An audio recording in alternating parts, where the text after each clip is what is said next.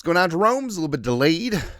Vikings news dump for this beautiful, glorious Sunday because Daddy was out winning the day last night. Plus, I like when certain stuff and things happen. Staying up late, having a beverage or two, because when I wake up, the voice sounds like the Men's Warehouse guy.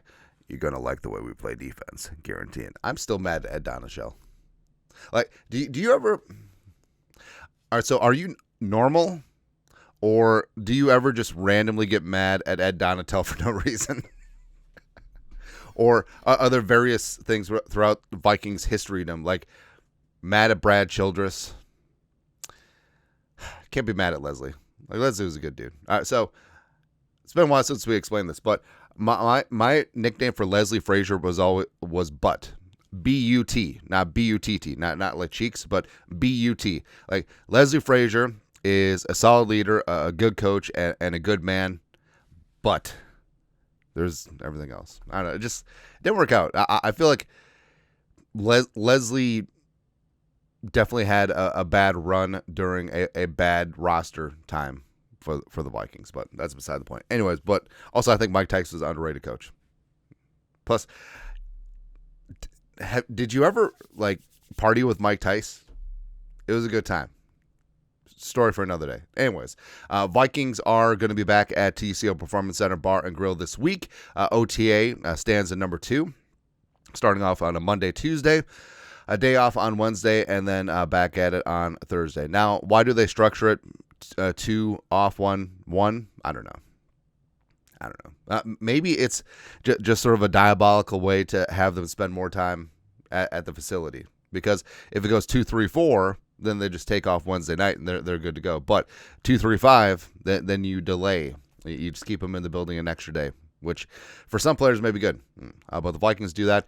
Then the week after is going to be mandatory minicamp on June 10th through 12th. That is a Thursday through Thursday. And then a final OTA 3, June 16th through 18th. That's Monday through Wednesday. And then nothing for like 5 weeks. That's basically summer break. Summer lovin'. Speaking of which, Bradbury. Probably the final Bradbury news item, although the Vikings do have joint practices with the Patriots. So I wonder if Bradbury's going to sit out or if he's going to get tossed out of the club at TCO just like he did against TR Tart a couple years ago.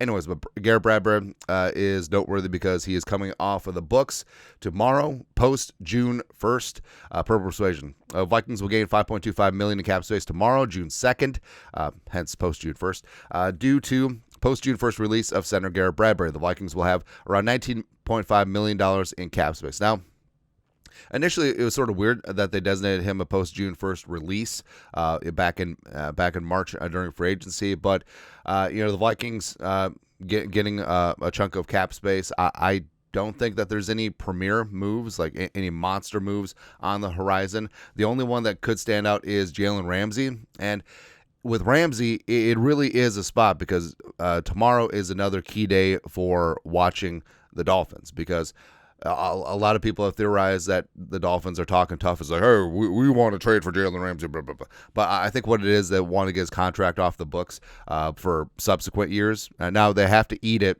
at $25.1 million fully guaranteed this year. But I think that they're waiting for post-June 1st to be able to spread out the dead cap hits because that's why teams do it. Because post June 1st or June 1st is when the league turns the page on the cap for the following season. So basically, if they cut him before June 1st, they'd have to take the dead cap hits all at once in 1 year. But if it's post June 1st, they can go 50-50 with Cristobal. Half the dead cap hits in 2025, half the cap hits in 2026, since we are turning the page onto the fiscal, on the new fiscal year for the cap. So that's what it is. So I think that Ramsey's a name to watch. And as we said, I don't think the Vikings are going to have any other blockbuster moves. But if they do add Jalen Ramsey, it's the waiting game. Like, hey, you cut him so we don't have to pay him $25.1 million guaranteed. We'll just sign him for the league minimum because it'll offset, and then we'll just go from there. So, again, I know some people are down on Jalen Ramsey at age 30 plus, but league minimum, come on, man. Just playing him all over the place. It'd be good. Speaking of all over the place, Justin friggin' Jefferson's going to be all over the place. He finally has his forever quarterback. Makes me feel good, right? But Jay Jetta's corner matchups this year. So a lot's been made. It's like, oh, Jefferson's facing tough cornerbacks this year. Yeah, well, they have to face Justin Jefferson, so best of luck to them, huh? But Jalen Johnson, the Bears. A.J. Terrell, who I've always thought that Terrell is one of the more underrated corners in the game. JPJ and Big Play Slay. It's actually low-key a nice little tandem. Then they got Denzel Ward and Newsome. So I've always wanted Newsome ever since he came out of Northwestern. He's always a subject of trade talks. So, and Ward is great. He just can't stay healthy. Yeah, the concussions are an issue. Then you got Quinion Mitchell and Cooper DeJean, which I love how the Eagles basically just completely remade their secondary in one draft. That's what they did, man. Terrion Arnold as well as DJ Reed. Could have been us, DJ. That's my DJ. Then you got Humphreys and Wiggins with the Ravens, always solid. Jair Alexander. Hey, why did they put safety help over the top on this list? Then you got Spoon and Woolen. I don't know, I still don't know what. For me, Spoon is one of the better slot corners in the game. But with Woolen, it's just like he's got all these physical tools. Somehow it's hot or cold. Like he's elite or he's not. So I don't know.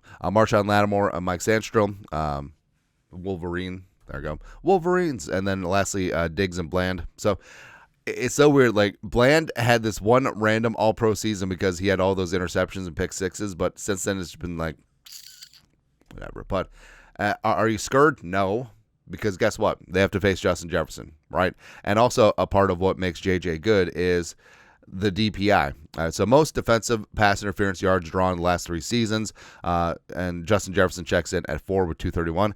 Now what's hilarious is that Tutu Atwell is 4th, right? I think what it is that Tutu Atwell is like 5'2" and 60 pounds. So the refs just assume everything is pass interference on him. But it's important to note that Jefferson missed a big chunk of 2023. Otherwise, I mean, this would have been up there as well. But also in the top 10, you have Jordan Addison, 191. And it's funny because just watching the NBA playoffs and watching the flopping and the foul baiting and all that stuff, I wonder if, I really hope this isn't true, but what if players start flopping to get DPI? You know, receivers out there basically make little to no attempt to catch the ball. They're just trying to draw DPI. Now, there is craftsmanship and solid like veteran knowledge of being able to draw DPI, right? But making it look good. But we're talking about full on SGA, Jalen Brunson just like falling down and just hoping for the flag.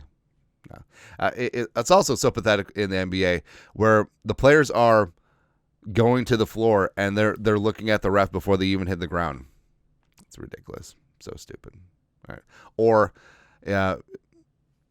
there's a turnover or whatever, they're looking for a foul that's going the other way, and then they're just staring at the refs like this as opposed to getting back on defense. Don't like it. Don't like it, man. But yeah, Jefferson and Addison, very adept at getting deep, and sometimes it's the DB's last resort to just grab on. It's better to give up the yards than to give up the touchdown. That's why I was so against the whole make DPI 15 yards. Like college football. The Lions has suggested don't make defensive holding an automatic first down, because it's a 5-yard penalty. Because the Lions know. The Lions put forward that proposal because they face Jefferson and Addison, and also they put the reseeding playoff proposal out there because they know they're not winning the North anytime soon. That's what it is. Speaking of the North, smooth transitions today. Vikes fan page. According to Rich Eisen, he says the NFC North division is the toughest division in the NFL. I don't need to go deep into it, but when you have the Lions, Packers, Bears, and Vikings, but when have the Lions, Packers, Bears, and Vikings been this good at the same time? I can't recall the last time. Doesn't matter. Well, also there's a couple flaws in that thinking. Number one, the Bears, the Packers, and the Lions aren't good. That's it. Where was the NFC North so big and bad last year, or were we propped up because we got to play the AFC South? Don't know, but it's all right. It's all right. Hey, everyone can hype everything up. I think the Packers are the youngest team in the league. Whatever. The Bears are always massively overhyped this time of year, which I don't understand. The Lions are due to take a step back.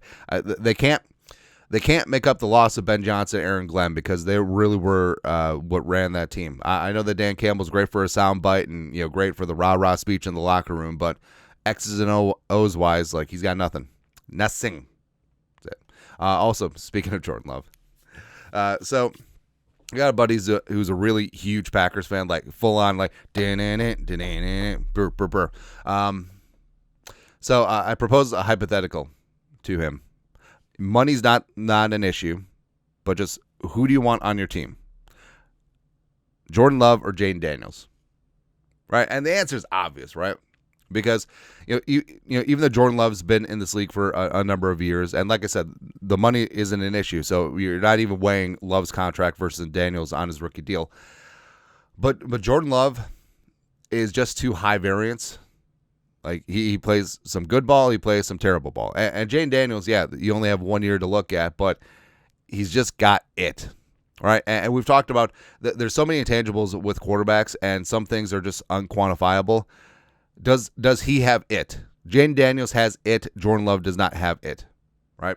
And frankly, if you put Jaden Daniels on the Packers, all of a sudden they got a squad, man.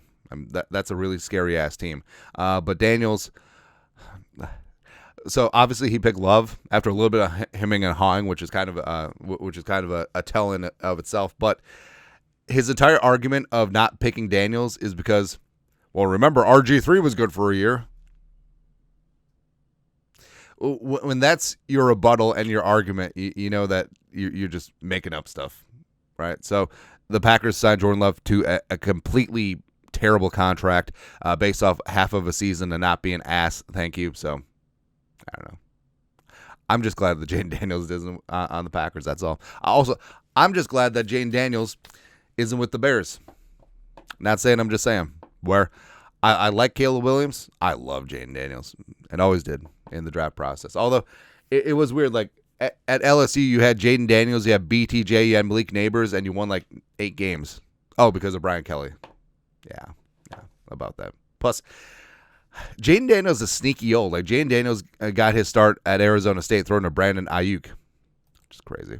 Yeah, also crazy. So Bleacher Report did up a piece. What was the worst trade for the Vikings in the last 10 years? And they picked 2016 after Teddy's knee socially distanced from his body, picking up Slinging Sammy Bradford because, remember, the Eagles had just drafted Carson Wentz, but the Vikings got Sam Bradford, and the Eagles got a 2017 first-round pick and then a conditional 2018 fourth-round pick. Now, the 2017 first-round pick turned into Derek Barnett, who strip-sacked Case Keenum in the 38-7, which is ironic. But I don't know, Bradford always had that talent. He just couldn't stay healthy, right? That degenerative knee and all that stuff. And the Vikings went 8-8 in 2016. But remember, 2017, before the Case Keenum run, Sam Bradford played maybe one of the best quarterback Vikings games in recent memory. It was against the Saints, Sunday night or Monday night. It was one of the primetime games. But yeah, Adrian Peterson returned. Because Adrian Peterson on the Saints, his first carry went for like 9 yards, and you're just like, oh no. And they ended up with like 17 yards. But Bradford dropped some freaking dimes that game where it's still like that throw to Jarius Wright where he feathered it between multiple defenders. Like some of those Bradford throws were glorious. And then before the Steelers road game, turns out it was like, oh, Bradford's got sore knees, and then he's out, and then blah, blah, blah. Then Case Keenum's in, and Case Keenum did good. But I don't know, Bradford, for a number two, whether it's for the Rams or the Eagles or the Vikings, it's always like, what could have been? If you were to say, like, Sam Bradford's a badass, man, when he's on the field. But I would not say that this is the worst trade in the last 10 years. Frankly, I think you have to give Spielman a lot of credit. Teddy went down, and your options were Taylor Heineke. Well, it would have been Heineke, except Heineke put his foot through that door, right? So he was out. But securing a starting caliber quarterback like a week before the season, I mean, it was a good trade. The worst trade in the last 10 years occurred in 2020 with Carrie Vedvik. Now, you may not even recognize who this is, right? A lot of people may think that this is an AI-generated photo, but Kari Vedvik, Norwegian, he was a kicker and punter for the Ravens, right? Who obviously were good at that time because they had Justin Tucker at the time, as well as Sam Cook was one of the best punters in the league, right? And his whole claim to fame is that he can kick and punt.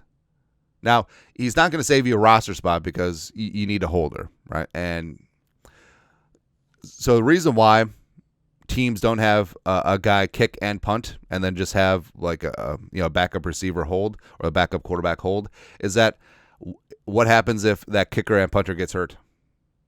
Because with a normal roster, you already have a backup. Like in a pinch, if your kicker goes down, the punter can kick and vice versa, right? But what if that dude goes down? All of a sudden, you got a lineman out there trying to kick it, Lou Groza style. But with Vedvik, so Spielman Diamond Dan Bailey was sort of whatever. So Spielman traded a 5th-round pick for Kari Vedvik, right? Or was this 2019?